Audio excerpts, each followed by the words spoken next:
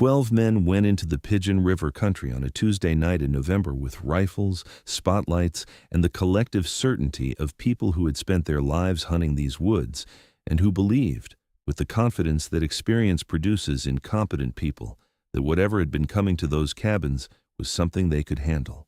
4 of them came back before midnight. 7 more came back the following morning in 1s and 2s by different routes, none of them willing to describe what they had seen to the others until they had been home long enough to believe they were safe. The 12th man, a retired pipefitter named Harlan Cross, who had been hunting whitetail in Otsego County for 40 years and who had organized the party himself, was found 4 days later by a DNR search team working the eastern section of the state forest. He was alive. He was sitting at the base of a white pine, approximately 3 miles from where the group had separated, and he had been sitting there, by his own account, since sometime around 2 in the morning of the night they went in. He was not injured. He did not speak during the evacuation. He has not spoken about that night to anyone, as far as I am able to determine, in the 5 years since. So before we continue, make sure you subscribe and let us know where you're watching from, and what time it is where you are. We upload a new story every single day. Thanks. My name is Raymond Stills. I served 22 years as a conservation officer with the Michigan Department of Natural Resources, most of it in the northern Lower Peninsula, Sheboygan, Otsego, Montmorency counties, the forested corridor that runs from the Pigeon River country east toward the Thunder Bay watershed, and that represents some of the most significant remaining contiguous wildland in the state. A conservation officer in that kind of territory is something between a game warden and a rural sheriff, responsible for wildlife law enforcement, search and rescue coordination, poaching investigation, and the general maintenance of the relationship between the public and the public land, that most of them have no idea how vast and how genuinely remote it is.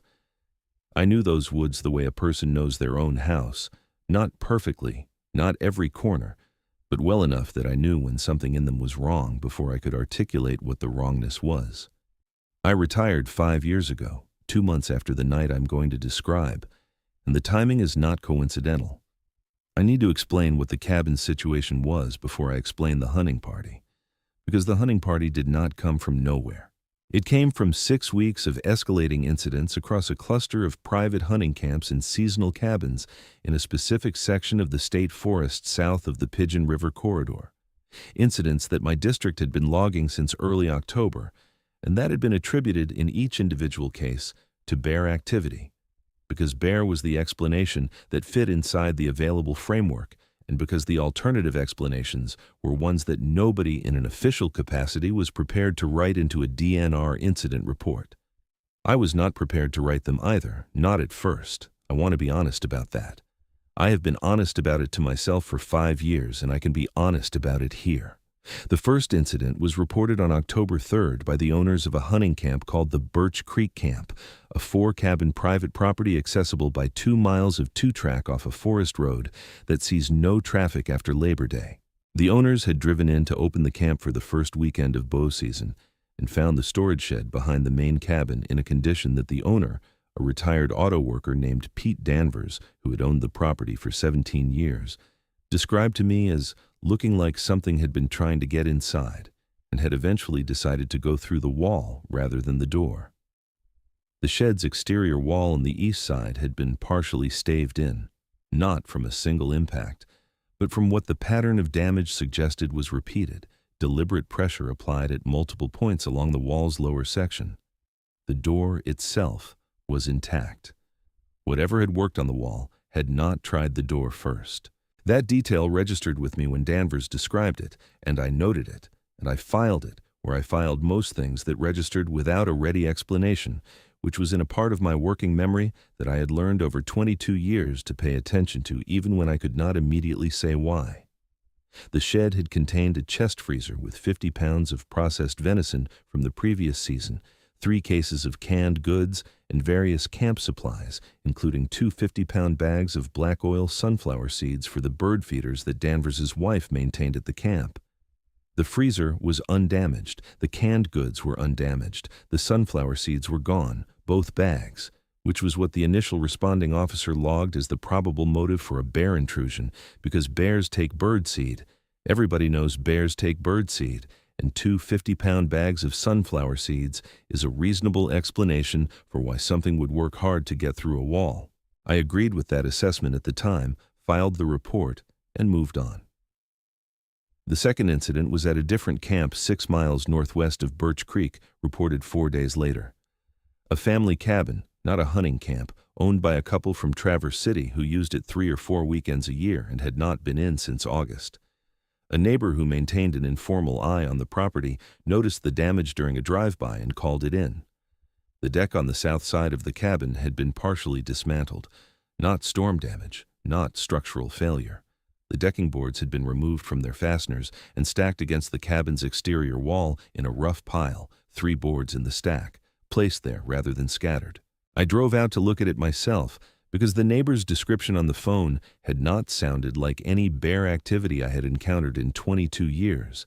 And standing on that property looking at those boards, I could not make bear fit any better than it had fit on the phone. Bears do not stack things. Bears push, pull, bash, scatter.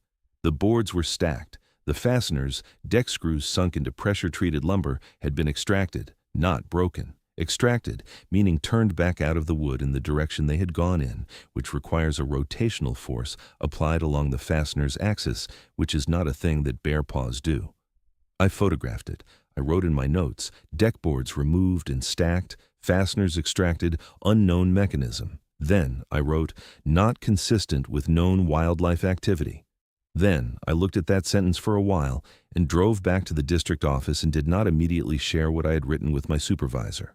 By the end of October, there were 9 reported incidents across a 12-mile section of the state forest. Not all of them were structural damage. 3 were track finds, reported by hunters who had come across impressions in soft ground near their blinds or along game trails that they could not identify, and that they photographed on their phones and posted in hunting forums before calling the DNR, which is how I ended up looking at those photographs twice, once on a screen in the district office and once in the original threads where other hunters had been attempting, with varying degrees of seriousness and varying degrees of familiarity with track morphology, to identify what they were looking at. The forum discussions were instructive in a specific way, which is that the hunters who had the most experience and the most knowledge, the ones who had spent the most time in the field and had the most developed baseline for what tracks in that terrain looked like, were the ones who were least satisfied with the bear explanation and most careful and most reluctant in how they expressed their dissatisfaction, as if they understood that saying what they were actually thinking would cost them something in the community. I recognized that reluctance. I had been practicing a version of it myself for 3 weeks. 2 of the 9 incidents involved sounds rather than physical evidence. A group of 3 hunters at a camp in the northern section of the affected area reported hearing something moving around their camp for approximately 2 hours, beginning at midnight on October 19th. Sounds they described with a consistency that I noted carefully, because they had been separated during the interview and had not compared accounts before speaking to me individually. All 3 described the same sequence. An initial sound from the northwest that was large and bipedal in its rhythm, approaching to within what they estimated was 30 or 40 yards of the camp, and then stopping, followed by a period of silence, followed by a resumption of movement at a different compass point, as if whatever was making the sound had changed position during the silence rather than simply paused in place. All 3 described the bipedal quality of the footfalls without being asked directly about locomotion type, and all 3, when I asked them to compare the sound to something they had heard before, gave me the same answer in different words. It was too heavy for a person and too upright for a bear, and neither of those categories was one they were comfortable applying because neither of them fit, and the thing that would fit was not one they were willing to say out loud to a conservation officer with a clipboard. I understood that. I wrote it down anyway. The community meeting happened on the last Thursday of October, called by the Otsego County Hunting Association at the Sportsman's Club in Vanderbilt, and I attended in my official capacity at the request of the district supervisor who wanted a DNR presence but did not want to attend himself, which told me something about how seriously the department was taking the situation and also about how seriously he did not want to be associated with whatever was going to be said in that room. 43 people showed up, which for a Thursday night gathering in a rural county in hunting season is a significant number and represented nearly every cabin owner and hunting camp operator in the affected section of the forest. I sat in the back and listened, and I took notes, and what I heard over the course of 2.5 hours was the careful, circuitous, collectively cautious process by which a group of people who all know the same unsayable thing work their way toward saying it without anyone being the first one to say it directly. They talked about bear for a long time. They talked about what bear damage looked like and what this damage did not look like. They talked about tracks and what track experts would say, and what the DNR had said and what the DNR had not said. And then Harlan Cross, who was sitting in the third row with his arms folded and who had not spoken for the first 90 minutes of the meeting, said that he had been coming to this forest for 40 years and had never seen a bear take deck screws out of pressure-treated lumber, and that whatever was working those cabins was not a bear, and that he thought the people in that room knew it, and that they had two options, which were to wait and see what happened next, or to go find it and end it, and that he personally was done waiting. The room was quiet for about 4 seconds after he said that. Then people started talking. I should have intervened at that point. That is the professional assessment I have made and remade across 5 years of retrospect. I was the official presence in that room. I had the authority and the responsibility to say that organizing a private armed response to a wildlife incident on state forest land was not legal and not safe, and not something the DNR would sanction, and that anyone who went into that forest with rifles outside of lawful hunting season was going to find themselves facing charges that would cost them their hunting licenses, and possibly more. I should have said all of that clearly and early and without equivocation. I did not say it. I sat in the back of the room and I took notes, and I watched Harlan Cross take the temperature of 43 people who had spent their lives in those woods and who had collectively arrived at a conclusion that I had been sitting with for 3 weeks. And I said nothing. And when the meeting ended and 12 of them had volunteered to go in and the date had been set for the following Tuesday night, I drove home and sat at my kitchen table for a long time and did not pick up the phone. I could tell myself I was gathering intelligence. I could tell myself that official intervention would have pushed it underground, and that my presence, even as a passive observer, gave me information the department needed. I have told myself both of those things at various points in the past 5 years, and they are both partially true. And they are not the real reason I stayed quiet in that room, and the real reason is the one I carry in the specific way that a person carries the thing they know about themselves that they do not tell other people. The real reason is that I wanted to know what they found. I had been in those woods for 22 years, and something was in them that I did not have a name for, and I wanted to know what it was. And 12 men with rifles and 40 years of combined Pigeon River hunting experience seemed like the instrument most likely to produce that knowledge. I was wrong about that, not about whether they would find it. I was wrong about what finding it would cost. The 12 men went in on a Tuesday, the 4th of November, staging at a 2-track access point off the forest road at 9 in the evening. I know the composition of the group because I made it my business to know it before they went in, gathering the names through the informal channels that a 22-year career in a rural county produces, the kind of network where nothing official is exchanged, but nothing significant happens without the right people knowing about it. Harlan Cross was the organizer and the oldest member at 67, a man who knew the Pigeon River country better than most professional foresters. His brother-in-law, Gary Mast, 59. A retired state police trooper with 30 years of service and the kind of operational temperament that made him the group's second in command without anyone needing to discuss it. 3 members of the Vanderbilt Sportsman's Club, all experienced deer hunters in their 40s and 50s who had camps in the affected area and a direct personal stake in what had been happening there. 2 brothers, Kenny and Dale Wick, who had grown up on a farm at the forest edge and who had spent more collective hours in those woods than everyone else in the group combined. 4 others whose names I had but whose backgrounds I was less certain of, local men with hunting experience but without the specific deep terrain knowledge of the Pigeon River country that the others possessed. 12 in total, all armed with centerfire rifles appropriate for deer season, most carrying additional sidearms, Two with the kind of tactical flashlights that throw enough light to work a tree line at 200 yards. They were not an underprepared group. They were not men who scared easily or who lacked the skills for difficult terrain in November darkness. I want that on the record before I describe what happened to them. I drove out to the access point that evening, not in a DNR vehicle, in my personal truck without my uniform, without any documentation that would establish my presence there in an official capacity. I parked half a mile down the forest road and walked in after them, staying far enough back that I would not be seen and close enough that I would be able to hear the group's radio communication if they were using radios, which I had confirmed through Gary Mast that they were, a set of handheld units on a frequency I had noted and could monitor on the scanner I had brought. I am aware of how this sounds.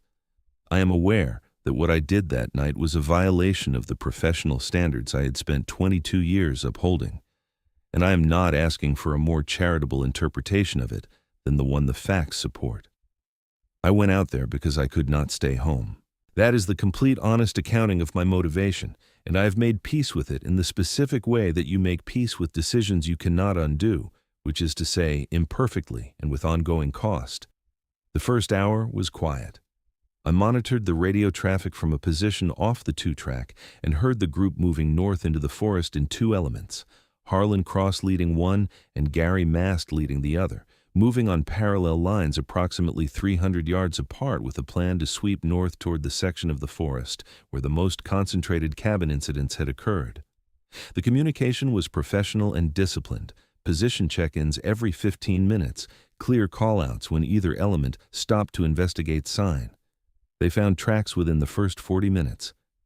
Kenny Wick's voice on the radio, kept low and flat in the way that experienced hunters keep their voices when they are on sign, reporting large bipedal impressions in a frost-soft area near a creek crossing, stride length significant, depth indicating substantial weight.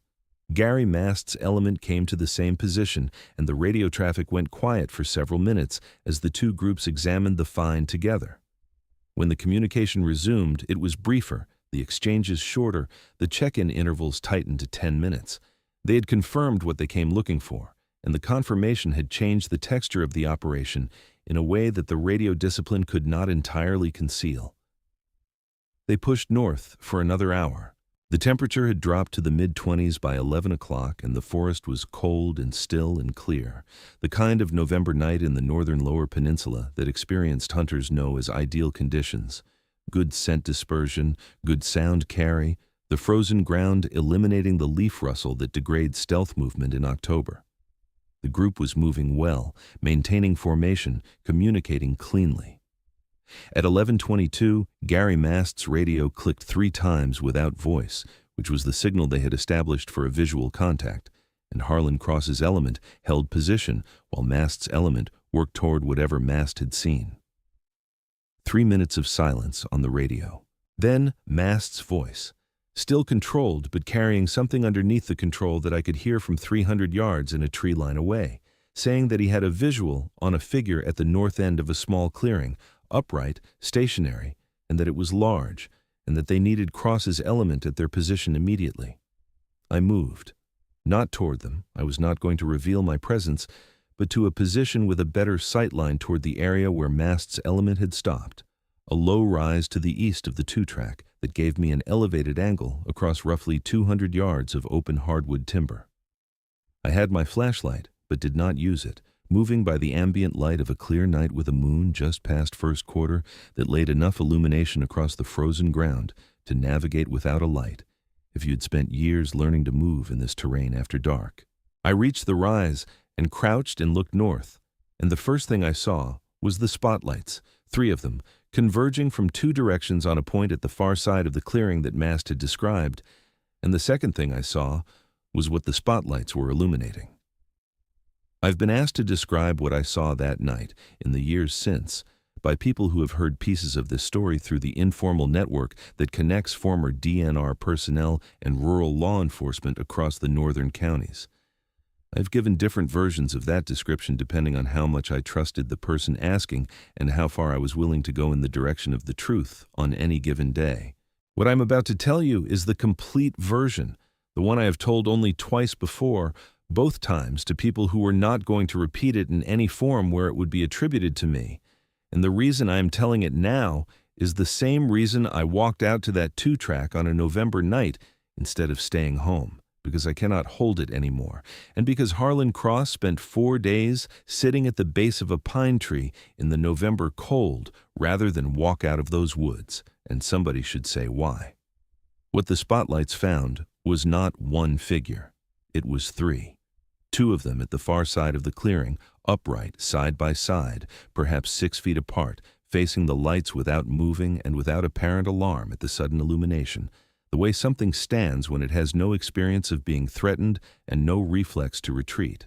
The third was closer, no more than 60 yards from Mast's element, standing in the open timber to the east of the clearing in a position that, I understood as I looked at it, would have put it behind the hunting party if they moved toward the 2 at the clearing's edge. It was not in the clearing. It was positioned at the hunting party's flank. Not by accident. I've estimated the height of what I saw many times using the tree trunks as reference points, the way I was trained to estimate animal height in field assessments, and I have arrived at a range of 7 to 8 feet that I believe is accurate within reasonable margins. The build was heavy in the way that carries differently from a bear's heavy. Bears carry mass low and forward, the weight distributed over 4 points of contact, even when they stand, producing a shape that any experienced hunter reads immediately as bear. What I was looking at carried its mass upright and high in the shoulder and chest and neck, with the weight-bearing geometry of habitual bipedal posture, the center of gravity above the hips rather than forward of them. The heads were canine, at 200 yards in moonlight supplemented by 3 spotlights at oblique angles. I cannot claim I saw them with the detail that a closer observer would have had, but the profile was unambiguous. The elongated muzzle, the high ear set, the neck thickness that is wrong for a human and wrong for a bear, and right for something that has been carrying a large head on a powerful neck for its entire evolutionary history. The fur was dark, darker than the timber behind them, and in the direct spotlight illumination, it had a slight reddish cast in the underlayer that the shadows had not shown. The radio traffic stopped entirely at the moment the spotlights came on. What I heard instead, across the 200 yards of frozen hardwood timber, was the sound of 12 men who had been moving and communicating with professional discipline for 2 hours, going completely and simultaneously silent. That silence had a quality I have not heard before or since. It was not the tactical silence of people maintaining noise discipline. It was the silence of a dozen people whose operational frameworks had just been presented with information they did not have a category for, and whose nervous systems were running ahead of their training for the first time in many of their lives. I have been in the field long enough to know the difference. The silence lasted perhaps 8 seconds. Then someone, I believe it was one of the 4 men I knew least well from the sound and the direction, fired a shot, a single rifle report that cracked through the cold air and echoed off the timber and sent every bird in the immediate area out of the canopy in a burst of wing noise. The shot was not returned. There was no sound of impact on flesh or timber that I could identify. What happened after the shot was that the 2 figures at the clearing's edge moved, and the movement was not retreat. It was lateral, east and north simultaneously, a coordinated split that took the 2 figures in diverging directions, both still upright, both moving with a speed through dense timber at night that I am not going to attempt to translate into specific numbers, because the numbers would not be believed and the movement was what it was, regardless of numbers. The 3rd figure, the one at the hunting party's flank, I lost immediately when the shot was fired, because my attention went to the clearing, and when I looked back to where it had been standing, it was gone, and I do not mean it had retreated. I mean, it had moved without sound and without the visual displacement that something of that mass moving through timber at night should produce, and the absence of those signals was more frightening than the movement itself would have been. The radio came back on 15 seconds after the shot. It was Gary Mast's voice, and it contained 2 words before the transmission ended. Everyone out. No further instruction, no rally point, no accountability check for the elements. Everyone out. The voice of a man who had spent 30 years as a state police trooper and who had made the decision that the standard protocols for a field operation were not the appropriate response to the current situation, and that the only relevant information he could transmit in the time available was directional. South, move south, get out. If this account means something to you, if any part of what these men walked into means something to you, please take a moment to like this video and subscribe to the channel. We post a new story every single day.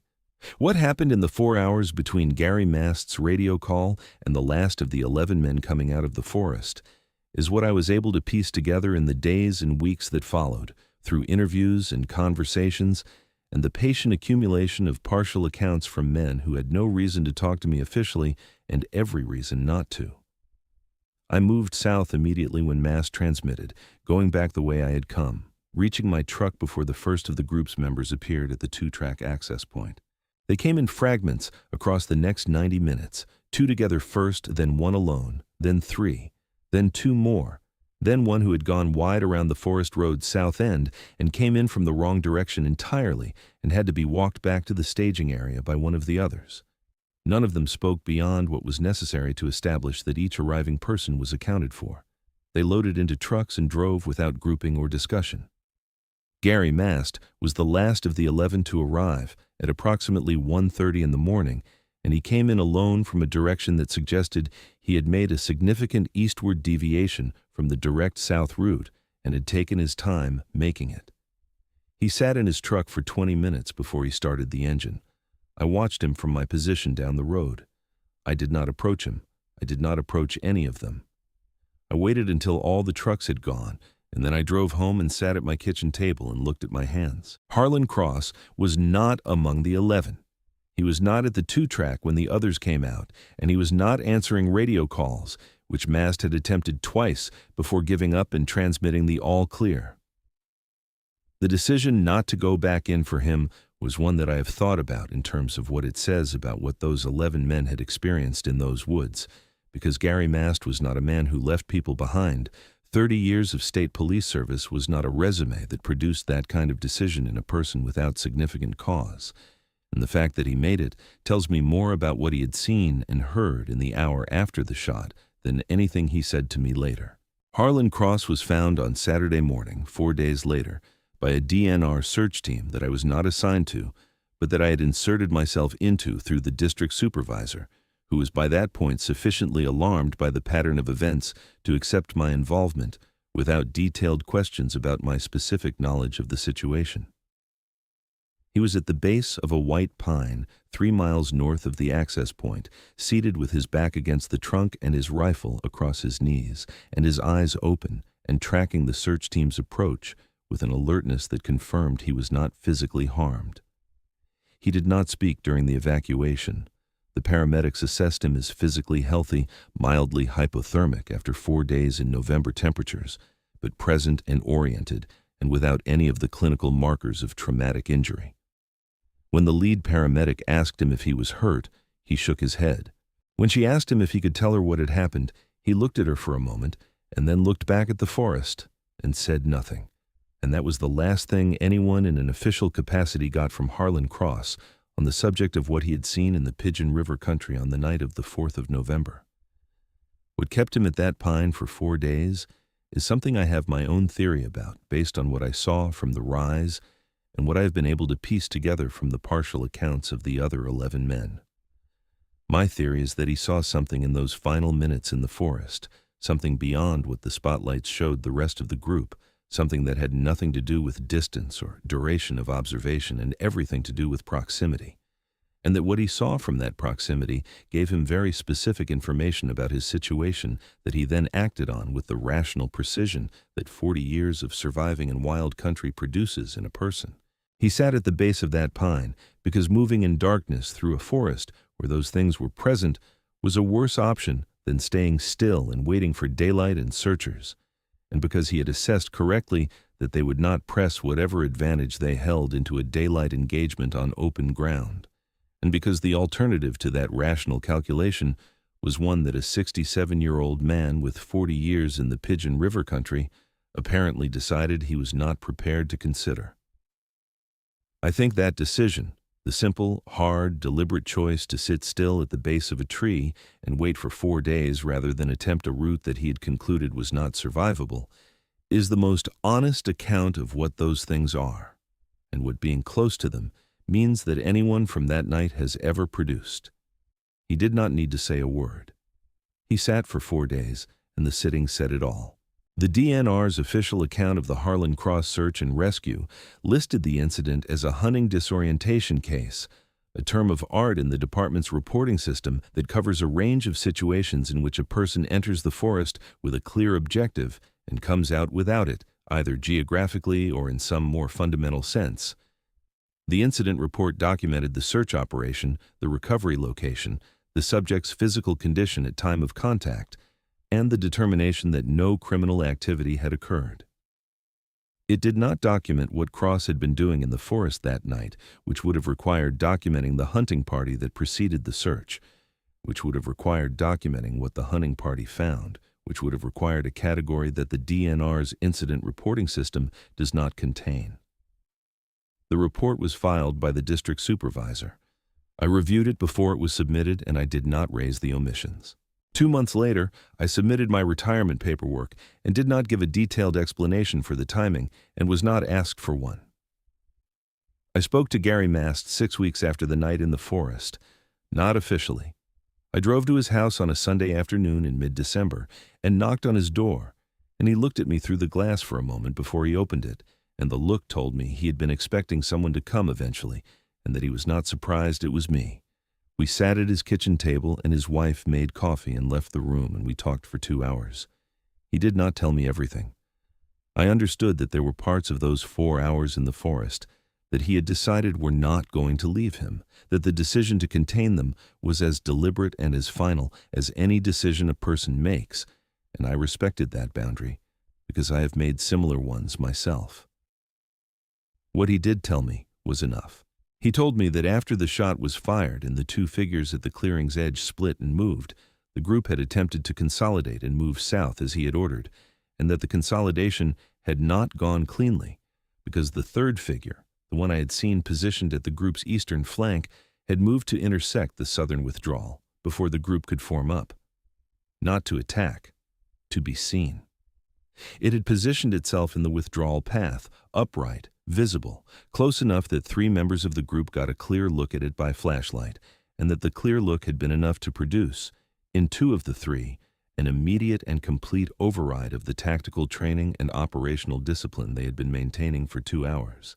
They broke from the group and moved south at individual speed without communication, which was how the 11 men who came out of the forest that night came out in fragments rather than as a unit, because one figure seen clearly at 30 yards in November, darkness had been sufficient to dissolve the group cohesion that 12 experienced men had maintained through everything that preceded it.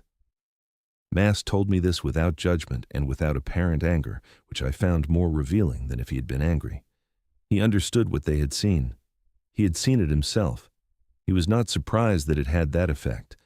He told me that in the 2 hours after the group separation, moving south alone through the forest, he had heard them twice more, not seen, heard. Movement in the timber parallel to his withdrawal route, matching his pace, maintaining a distance he estimated at 60 to 80 yards, never closing and never falling back, just present, for approximately 40 minutes before it stopped. The second time was different. He had reached the edge of the state forest and was working along the tree line toward the access road when something called from the timber behind him. He described it the way that people who are trying very hard to be accurate describe things that resist description, carefully, with many qualifications, with pauses where he was working to find language adequate to the thing he was trying to convey. He said it was not an animal sound. He did not mean it was a human sound. He meant that it was something that occupied the space between those 2 categories in a way that he had no prior reference for, and that the specific quality of it, the one that had stayed with him across 6 weeks, and that he had been unable to set down the way he had been able to set down other things from that night, was that it sounded like it knew he was almost out, like it was commenting on the fact. He did not elaborate on that, and I did not ask him to. I gathered what I could from the other men over the weeks that followed, through the same informal channels, accepting that most of them were going to give me a partial account at best, and that the full picture was something I was assembling from fragments that would never fit perfectly together into a complete image. Kennywick would not speak to me at all. His brother Dale gave me 20 minutes in a parking lot in Gaylord and told me that what he and his brother had seen in the forest had been enough for both of them to sell their camp property in the affected area, and that he had no intention of returning to that section of the forest for the remainder of his life. He said this without drama, as simple declarative fact, the way a person states a decision that has been made completely and will not be revisited. One of the men from the Sportsman's Club told me over the phone that he had been within 30 feet of one of the figures for approximately 8 seconds during the confusion following the shot, and that what he remembered most clearly was not the size or the shape or any of the physical details that people ask about when they hear the story, but the smell. He described it as something between animal and something else, a deep organic smell with an undercurrent that he could not identify and that he had not smelled before or since, and that the smell had reached him before the visual had and had been what turned him around. He said he thought about it when he was trying to sleep. He said it was the detail that would not leave him, that the physical description had faded in the way that visual memories fade, but the smell had not, and he did not expect it to. The cabin incident stopped after the night of the 4th of November. Not reduced, stopped. Every property owner in the affected section of the forest that I was in contact with confirmed the same thing. No new structural damage, no tracks in fresh snow, no sounds at night that did not belong to the ordinary November forest. Whatever had been working those cabins had been present and active across 6 weeks, and had stopped completely and immediately on the night that 12 men went in with rifles and found what they found. I have 2 interpretations of that cessation. The first is that the encounter itself, the group confrontation, the shot fired, the human presence in force in that section of the forest, produced a deterrent effect that caused whatever had been coming to those cabins to relocate or alter its territory. That interpretation fits inside conventional wildlife behavioral models, and I can defend it professionally. The second interpretation is the one that I think is accurate, which is that whatever had been testing those cabins had learned what it needed to know from the encounter with the hunting party, and had no further interest in that section of the forest, because the information it had been gathering had been gathered. I cannot defend that interpretation professionally. I believe it anyway. The district supervisor called me 3 weeks after the night in the forest, not about the hunting party, which he had no official knowledge of, but about a report he had received from a state agency office whose involvement in DNR district matters was unusual enough that he had felt the need to mention it to me. The report requested an accounting of all incident documentation from the affected cabin area across the October period, all physical evidence collected or logged, and all communications with private citizens relating to the incidents. It requested this accounting directly from the district level, bypassing the standard regional chain of reporting, and it was signed with a name from an office whose function within the larger state bureaucracy was not immediately clear from its title. I recognized the pattern. I had seen it described in accounts from other jurisdictions, other incidents, other situations where official documentation of something that does not fit the standard frameworks had attracted attention from above the level where that documentation was generated.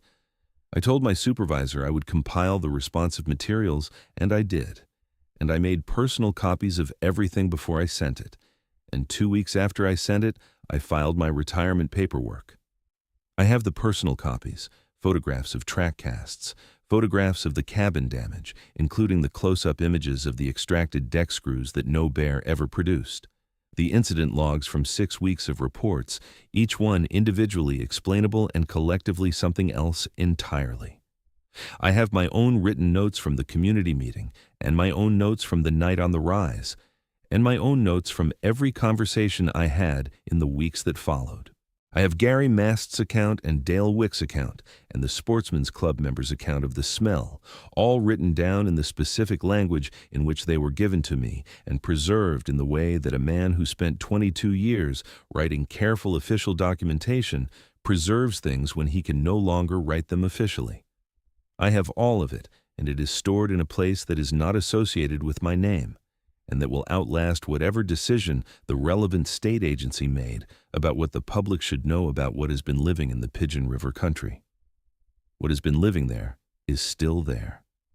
I have no direct evidence of continued activity in the cabin section after November of that year, but absence of reported incidents is not the same as absence of presence, and the vast majority of the state forest in that corridor goes unobserved across most of the year by anyone capable of reading what it contains. The cabins sit empty through the winter. The two-track access points fill with snow and stay that way until April.